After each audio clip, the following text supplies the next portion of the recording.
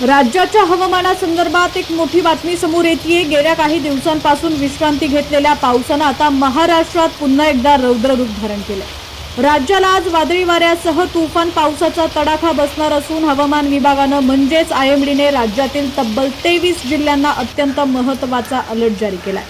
आज घराबाहेर पडण्यापूर्वी ही बातमी शेवटपर्यंत नक्की पहा, कारण विजांच्या कडकडाटासह येणारा हा पाऊस धोकादायक ठरू शकतो। कोणत्या 23 जिल्ह्यांमध्ये आज धोक्याचा इशारा देण्यात आलाय ते सुद्धा आपण या व्हिडिओच्या माध्यमातून जाणून घेणार आहोत। तसंच सोलापूर, पंढरपूर, बारामतीसह राज्याच्या इतर भागात आज हवामान कसं असणार आहे आणि शेतकऱ्यांच्या उभ्या पिकांचं काय, या सर्व प्रश्नांची सविस्तर उत्तरं आज आपण या विशेष बातमीमध्ये जाणून घेणार आहोत।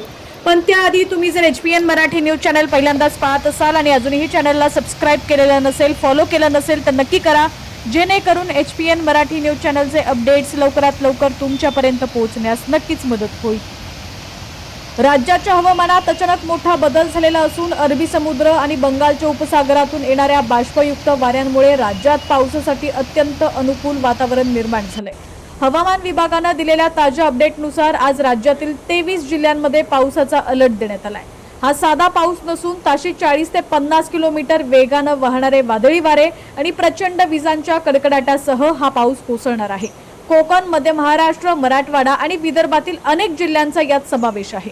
गेल्या काही दिवसांपासून पावसानं दडी मारल्यामुळे तापमानात प्रचंड वाढ झाली होती।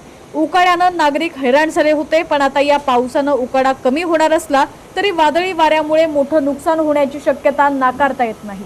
प्रशासनानं सर्व नागरिकांना अत्यंत सतर्क राहण्याचा इशारा देण्यात आलेला आहे। जेव्हा हवामान विभागानं 23 जिल्ह्यांना अलर्ट दिला तेव्हा ती परिस्थिती सामान्य नाहीये। आजचा दिवस राज्यासाठी अत्यंत महत्त्वाचा आहे। विशेषतः ग्रामीण भागात जिथं शेतीची कामं सुरू आहेत तिथं विजांचा धोका सर्वाधिक असतो। रस्त्यांवरून दुचाकीनं प्रवास करणाऱ्यांनी वाऱ्याच्या वेगाचा अंदाज घेऊनच प्रवास करावा, कारण अनेक ठिकाणी झाडं उन्मळून पडण्याच्या घटना समोर येत आहेत। आपण पाहतोय की पावसाची ही तुफान बॅटिंग केवळ एकाच भागात नाहीये तर संपूर्ण महाराष्ट्रभर बघायला मिळतेय।